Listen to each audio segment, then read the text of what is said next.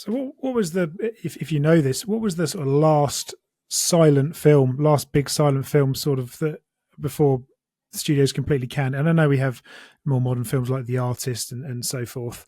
And obviously it's also worth pointing out that silent films were never truly silent because they always had music, but it was adding the dialogue and sound effects. So what is there one distinct film that was almost the last big silent film before they all decided to go to dialogue?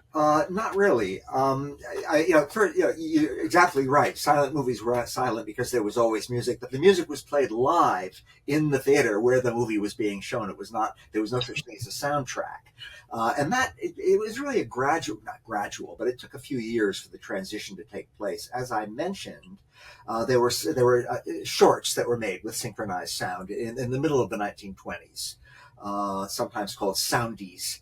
And they'd usually be a band playing or something like that, and there would be synchronized sound, and that was very nice.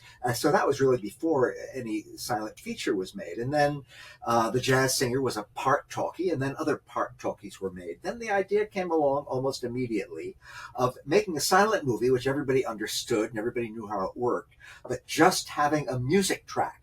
A soundtrack, that is, with just the music, so that theaters without the equipment to play it could have their own music live in the theater, and other theaters could just have the music coming across over the sound system.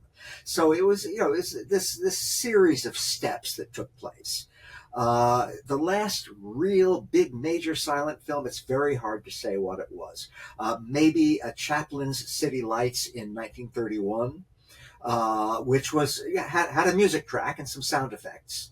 And then as late as 1936, Chaplin made Modern Times, which had a few sound scenes in it, and it had music all the way through. But it was mostly just like a silent movie. And then over in Japan, Yasujiro Ozu kept making silent movies into the 30s.